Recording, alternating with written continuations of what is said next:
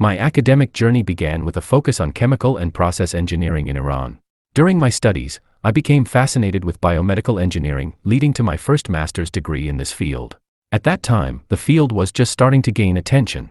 I worked on a drug delivery system project in collaboration with a pharmaceutical company, developing and fabricating a transdermal patch for nitroglycerin for people with cardiovascular disease. This system was designed for sustained release, administering medication through the skin over 7 days. Subsequently, I worked in the industry for 5 years while pursuing my PhD in chemical engineering in Iran. I then moved to Canada, where I spent a year as a researcher at the University of Ottawa, working on a project for Environment Canada focused on water purification. Following this, I decided to return to my interest in biomedical engineering and pursued my second PhD at Polytechnique Montreal, specializing in the fabrication and characterization of vascular grafts using the electrospinning technique. I created small vascular grafts with diameters of less than 6 millimeters and conducted their mechanical, physical, and morphological characterizations. Afterward, I joined the University of Toronto for a 3-year postdoctoral research position, where I started working with 3D printing. It was there that I familiarized myself with tissue engineering and organ-on-a-chip technology. Eventually, I received an offer from the University of Montreal, where I moved to establish my own lab.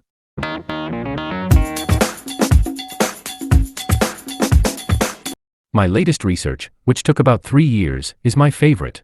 It involves printing functional heart valves for both pediatric and adult patients using a new biocompatible ink made of PVA, gelatin, carrageenan, with no cytotoxicity and immune response. We've conducted small animal tests and plan to focus on this area for the next few years. The valves were responsive under physiological, aortic, or pulmonary conditions without any overlap. This print has been done without any support or bath, and we used extrusion-based printers for them.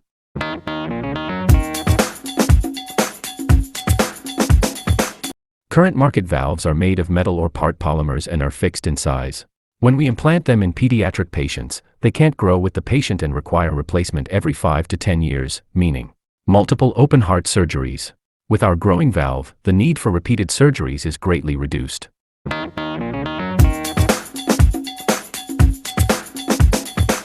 We have plans to test it on medium-sized animals like mini pigs, examining functionality and modeling by creating a flap in the aorta. Then, we'll move on to larger animal models, with sheep as the ideal candidates for heart valve implants.